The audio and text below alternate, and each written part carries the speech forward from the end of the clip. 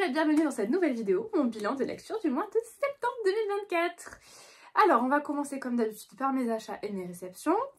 Ce mois-ci, bah écoutez, j'ai été plutôt raisonnable, je trouve. Je me suis procuré 3 livres. Ça va, et on a connu de pire. Hein. Alors, ce mois-ci, je me suis procuré 3 romans de la même maison d'édition qui sont les éditions Roncière. C'est une maison d'édition toute neuve, il me semble, si je vous dis pas de bêtises. Et je n'en ai pas du tout dans ma bibliothèque, j'en ai jamais lu, jamais acheté. Et donc, en plus, les objets livres de cette maison d'édition sont juste splendides. Et puis bon, et puis Dory, évidemment, du conte My Little Book 13. M'a donné très envie de découvrir certains de ces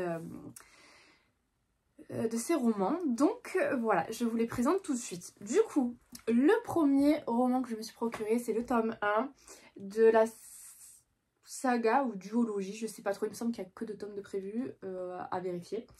Ensorcelé de Laura Thalassa, dans cette superbe édition, vraiment les objets livres sont magnifiques. Alors j'ai pas enlevé la jaquette de protection parce que je vais l'enlever le jour où je le lis pour éviter de l'abîmer dans la bibliothèque, même si clairement il ne bouge pas, mais bon, voilà, un peu maniaque sur les bords à ce niveau là. Et donc voilà, il est vraiment magnifique. Je sais que le tome 2 est prévu en sortie fin novembre me semble-t-il, donc je pense que je me le garde pour le mois de novembre, début mois de novembre, pour pouvoir enchaîner si vraiment ça me plaît. Ensuite, je me suis procuré le tome 1 de la duologie La Résilience des fleurs sauvages, du coup de Michaela Smeltzer, aux éditions Roncière. Donc il s'agit d'une duologie. Je n'ai pas le tome 2 dans ma pile à lire. Je pense que le jour où je lirai le tome 1, je me procurerai le tome 2 dans la foulée si ça me plaît, si j'accroche. D'après Dory, il faut prévoir les mouchoirs, donc c'est pas pour tout de suite. Ensuite, je me suis procuré le tome 1 de la saga Les Frères Kane, en tout cas une trilogie il me semble, de Mega Queen, du coup une pas si jolie rencontre. Dory nous l'a vendu comme une histoire, comment dire, romantique hyper drôle, et c'est exactement ce dont j'avais besoin et envie en ce moment, donc ça tombe bien. Le tome 2 est déjà sorti, il me semble que le tome 1, celui-ci, est sorti en poche chez Pas l'édition il me semble, tout récemment, et le tome 3, il me semble qu'il est prévu au mois d'octobre, au mois de novembre, je sais plus. Enfin bref, on s'en fout. Donc voilà pour mes achats livresques. Et j'ai fait une petite réception, un petit service presse.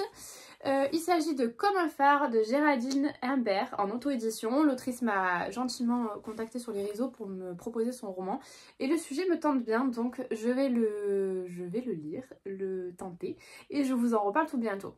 Que ce soit mon service presse que j'ai reçu au mois d'août et celui-ci au mois de septembre, je les prévois en lecture au mois d'octobre, tout simplement parce que mon planning lecture entre mes challenges en cours, etc., que je veux terminer, tout ça, il y a un peu trop en même temps. Et du coup, voilà, c'est un peu compliqué. Donc du coup, je suis quasiment sûre de les lire tous les deux au mois d'octobre. Donc je vous en reparle le mois prochain dans ma prochaine vidéo, avec grand plaisir.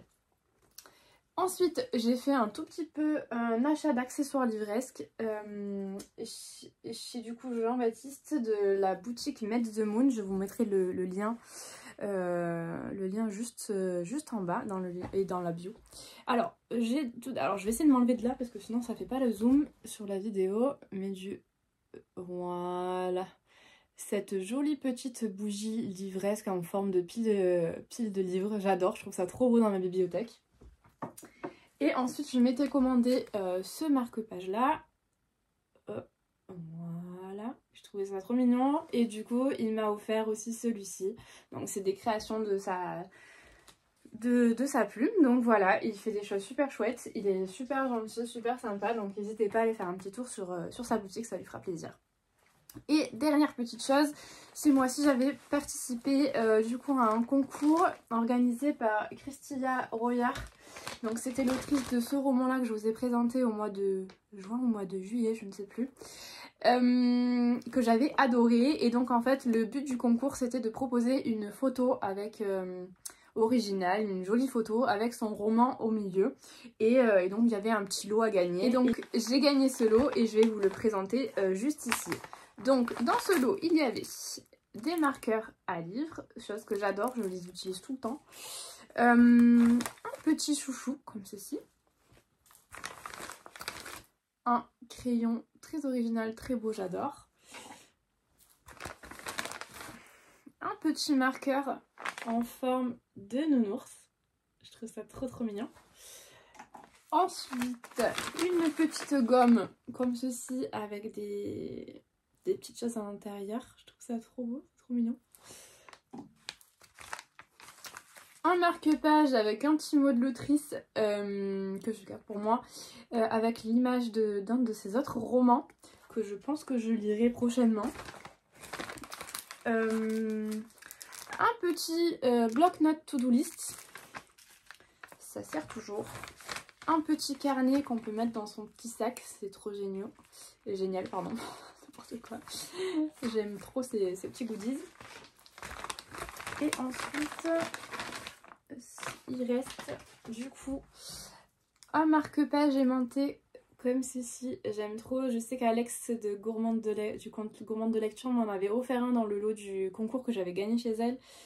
Avec un roman, c'était le tome 1 de Hades et Perséphone, qu'il faut que je lise d'ailleurs. Et donc j'adore ces petits marque-pages. Alors c'est pas du tout le même style, mais c'est le même principe et j'aime beaucoup, c'est super pratique. Et ensuite, des petits stickers. Ah, ça fait du zoom sur ma tête, on voit rien. Des petits stickers livresques en rapport avec les livres. Et ça, j'adore, je trouve ça trop mignon. Je les utiliserai pour mes carnets. Et voilà, pour ça, on en a fini. Donc maintenant, je vais vous laisser avec mes avis lecture, tout simplement.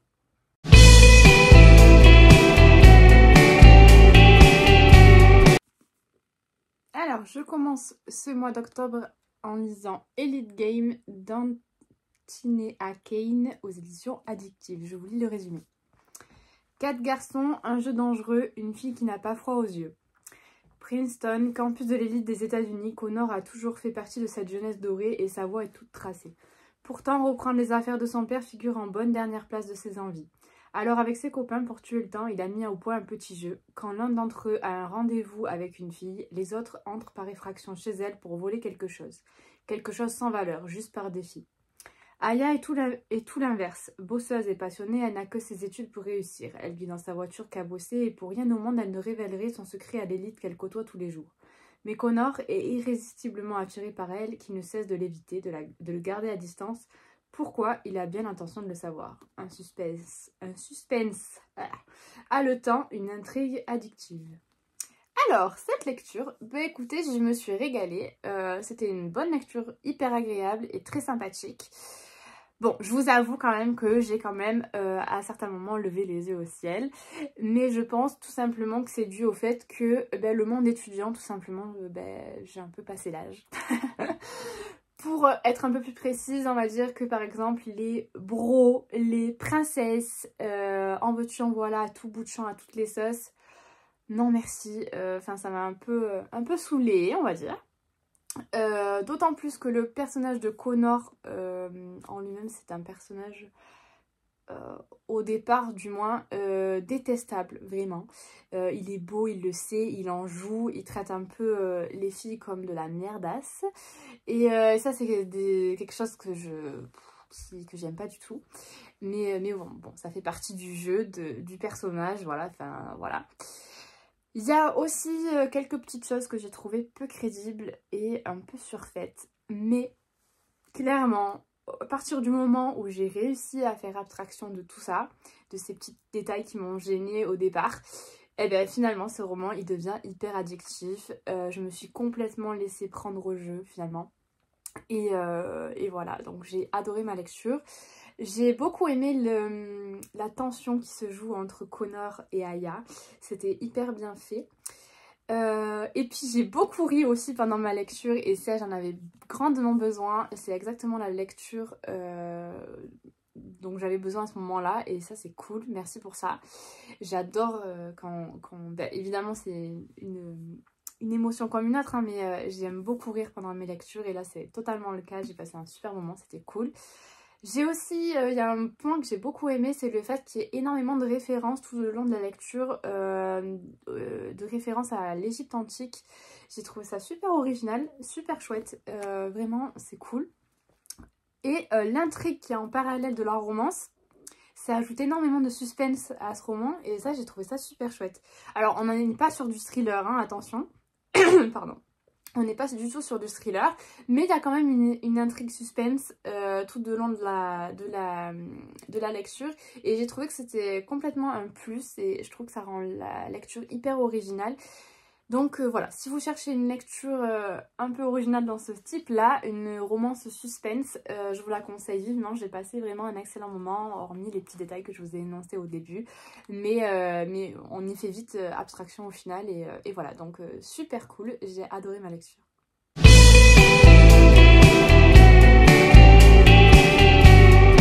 Ensuite, j'ai lu Forbidden Soldier d'Erin Graham aux éditions Addictive. Je vous lis le résumé. Il est soldat, il est l'ennemi. L'aimer devrait être interdit. 1942. Paris agonise sous l'occupation ennemie. Eugénie voue une haine farouche à l'envahisseur et refuse de capituler. Elle pense pouvoir survivre à tout jusqu'à ce qu'un regard gris la percute, un regard qu'elle connaît et qu'elle a aimé jadis. Ludwig, celui à qui elle a offert son premier baiser, réapparaît dans sa vie arborant fièrement l'uniforme de l'oppresseur. Un héros de guerre qu'elle ne peut que détester. Mais derrière les insignes et les évidences, les secrets ne demandent qu'à être révélés et la passion, qui ne s'est jamais vraiment éteinte, à rejaillir encore plus fort. Cependant, comment s'aimer quand le monde entier décide de nous en empêcher? Entre le chaos et les ressentiments, l'ignomie et les révélations, reste-t-il une place pour deux êtres qui ne demandent qu'à s'unir? Alors, pour cette lecture, eh bien, sachez que j'ai passé un bon moment de lecture. C'est un roman addictif dans lequel on a envie de revenir, de retrouver les personnages et de connaître le dénouement, évidemment. Cependant, oui, parce qu'il y a un mais... Je ne sais pas si vous me suivez depuis un moment, mais en tout cas, il faut savoir que je lis énormément sur le sujet de la Seconde Guerre mondiale. C'est un sujet qui me tient énormément à cœur, qui m'intéresse beaucoup, et donc je lis énormément. À l'heure d'aujourd'hui, j'ai quand même pas mal de romans lus sur ce sujet-là. Et donc je pense qu'en tant que lectrice, je suis de plus en plus exigeante quand j'ouvre un roman sur ce sujet-là. Et donc il y a certains petits points dans ma lecture qui ont fait que ce n'est ni un coup de cœur, ni une excellente lecture, mais ça reste une bonne lecture. C'est divertissant, ça fait le job, mais voilà, il m'a manqué quelque chose. Alors, il faut savoir quand même que, gardez en tête que c'est de la new romance, donc c'est pas un roman historique à proprement dit, c'est surtout basé sur la romance, le reste c'est juste un fond, et donc clairement si on veut dire vraiment sur le sujet de la Seconde Guerre mondiale, par exemple ouvrir le tatoueur d'Auschwitz, etc., ça c'est beaucoup plus intéressant, mais si on cherche une romance historique, ça fait totalement le job.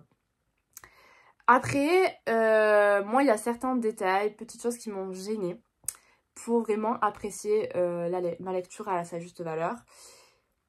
Et c'est dommage, parce qu'il y a un énorme potentiel malgré tout.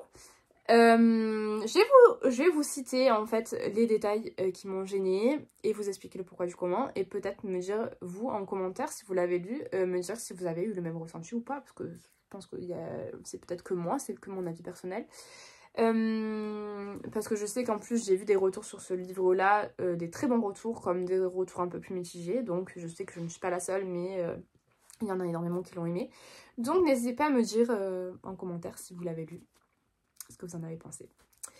Alors, pour vous faire un peu le topo des petits détails qui m'ont dérangé pour commencer, j'ai trouvé qu'il y avait un énorme décalage entre l'époque du coup proposée dans ce récit et le langage utilisé lors des dialogues entre les personnages. Et ça pour moi ça enlève un peu en crédibilité pour moi. De plus, que ce soit les dialogues ou les personnages, je les ai trouvés un poil trop superficiels, ce qui m'enlève en crédibilité pour moi aussi. Et en plus de ça, ça ne m'a pas permis de m'attacher au personnage comme j'aurais souhaité l'être. Parce qu'en fait, ça joue beaucoup dans le fait que je sois totalement immergée dans l'histoire ou pas.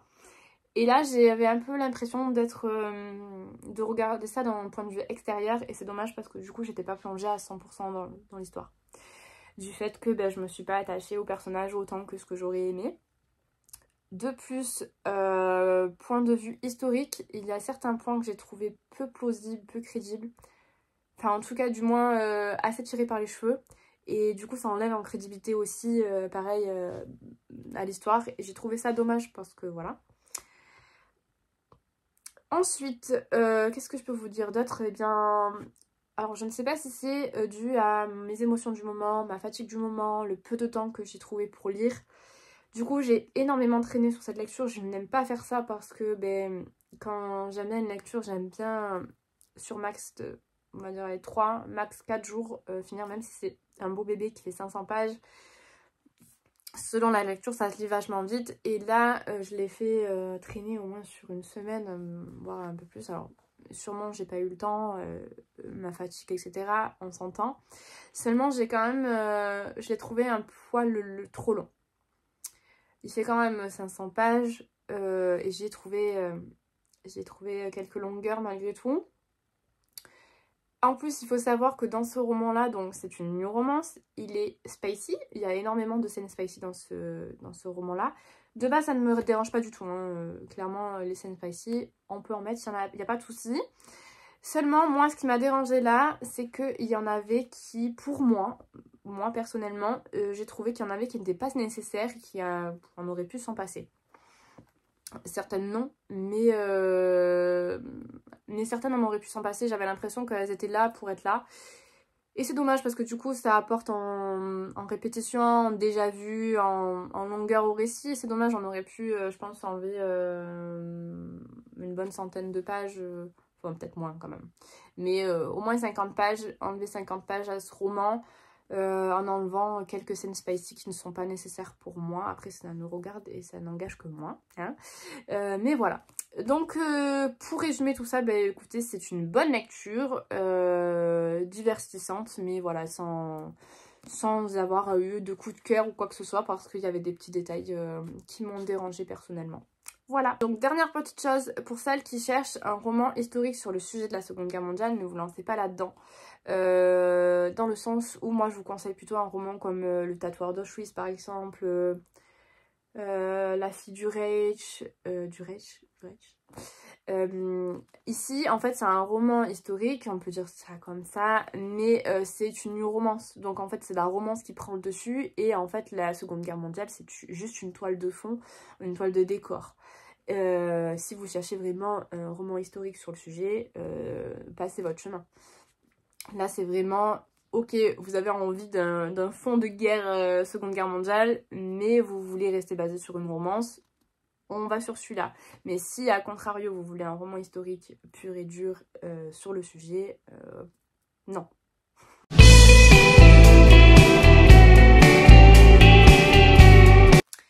Ensuite, j'ai terminé du coup ce mois d'octobre avec la duologie My Missing Piece.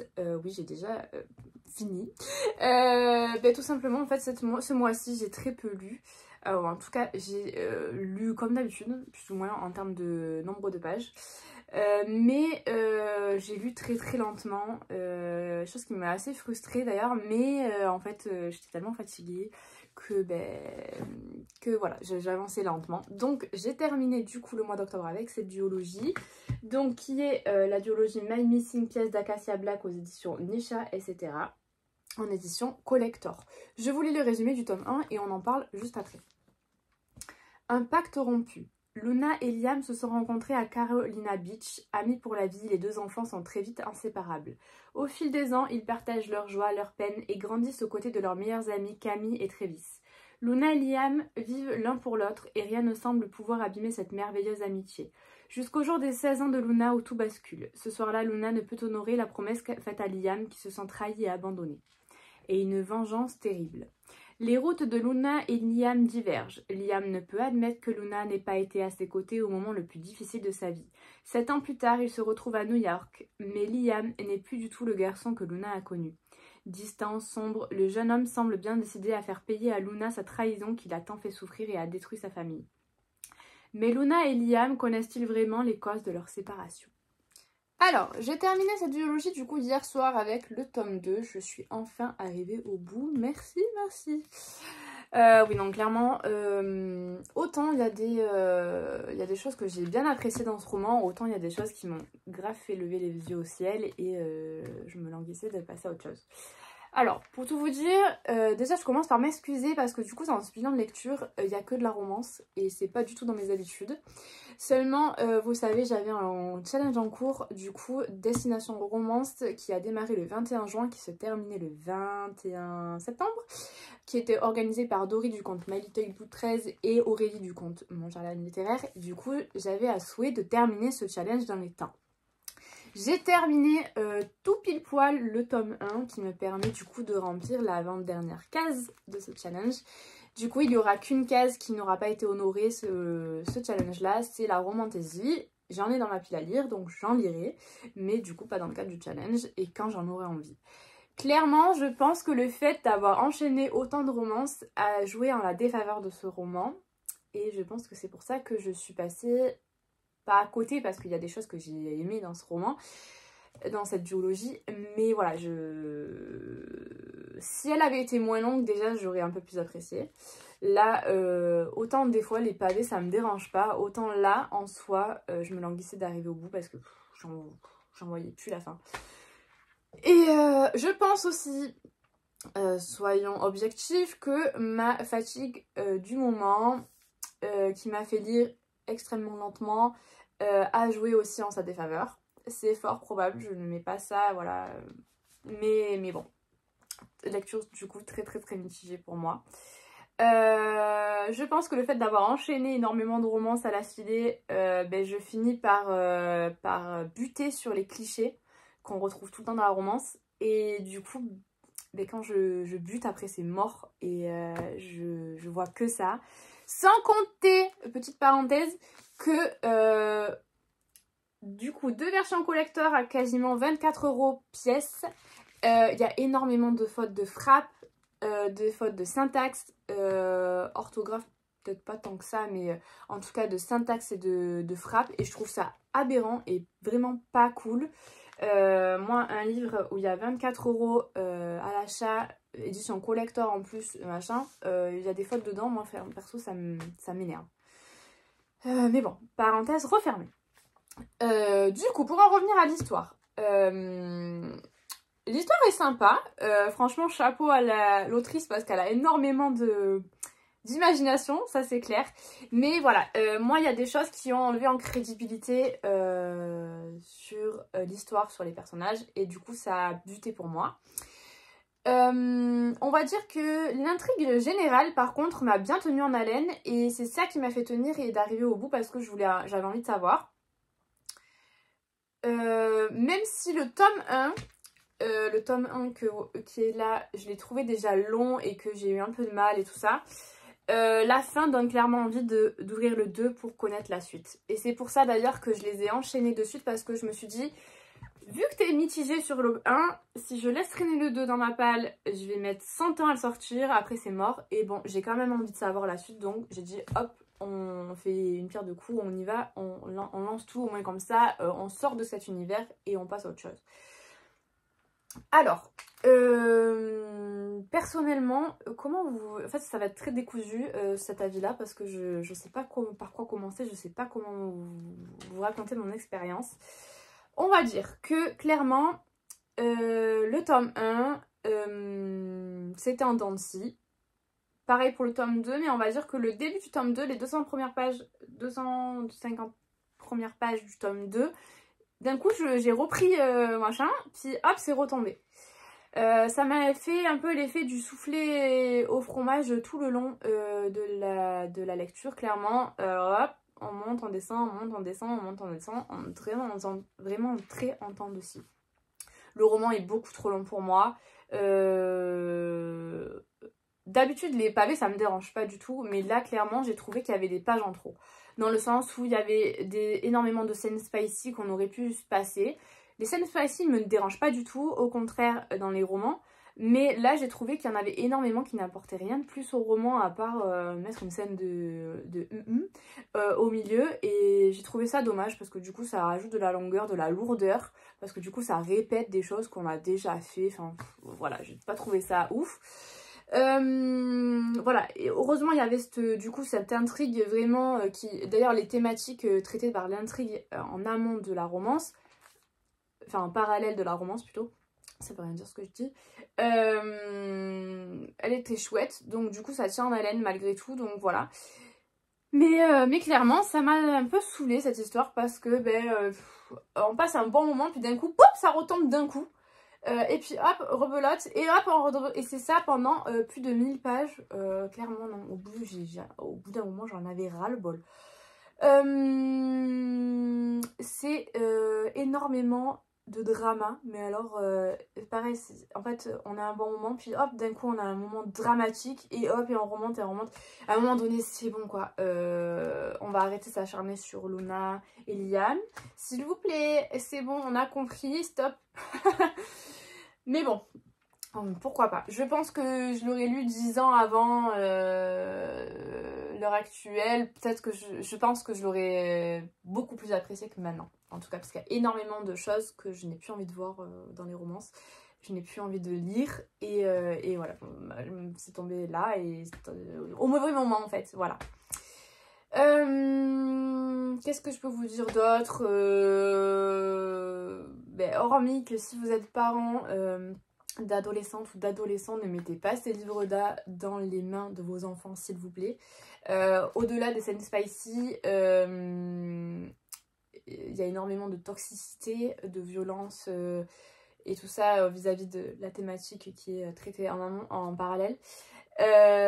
Ces relations toxiques possibles et par pitié ne prenez pas ça comme exemple dans vos relations de tous les jours parce que vraiment une horreur. Et voilà en fait. Après par contre il y a un bon côté, c'est que c'est un roman choral. Donc on a des passages qui sont, c'est Liam, on a les pensées de Liam, d'un côté on a les pensées de Luna. Donc ça c'est très agréable, j'adore lire quand c'est en roman choral comme ça. Mais voilà, c'est dommage les pages où ça alourdit les choses, que ce soit sur les sentiments des deux. C'est bon, on l'a déjà vu il y a un moment. Et vraiment, c'est trop drama pour moi. Énormément de dramatique. J'avais l'impression d'être dans un film hollywoodien à des moments. C'est bon, enfin, les trucs pas crédibles pour moi, en tout cas. Et il y a aussi un côté dont je voulais vous parler qui m'agace profondément. Dans les romances comme ça, alors certes il y a des clichés, on est d'accord, hein, et j'essaye de passer au-dessus quand c'est le cas parce que je me dis voilà c'est une romance, tu sais ce que tu vas dire donc passe outre. Mais moi ce qui m'agace de plus en plus de retrouver dans les romances, c'est le côté je viens d'une famille assez précaire, machin Anna, dans la violence et tout ça, j'ai une vie avec un pouvoir d'achat comme tout le monde, lambda. Et puis du jour au lendemain, je réussis dans la vie, puis je suis millionnaire. Et ça vraiment, je peux plus le voir ce truc dans les romances. J'ai vraiment du mal. Pour moi ça enlève en crédibilité de fou. Et voilà, même si je comprends le côté où du coup ça donne accès à tout. Je l'avais déjà dit par rapport à une autre romance que j'avais lue, je ne me rappelle plus laquelle. Ça donne accès à tout aux personnages, etc. Mais voilà, moi ça m'agace au plus haut point. C'est des trucs, ça me saoule. Donc voilà, je vais m'arrêter là pour cette duologie. Faites-vous votre propre avis si vous souhaitez le lire. J'ai quand même relativement passé un bon moment malgré tout. Mais voilà, moi ça l'a pas fait à 100% pour moi. Et voici, on en a fini pour cette vidéo du mois de septembre. Je vous remercie du fond du cœur pour avoir écouté cette vidéo. J'espère que vous aurez trouvé de suggestions de lecture. En tout cas, je vous souhaite une belle journée et puis je vous dis à très vite dans la prochaine vidéo.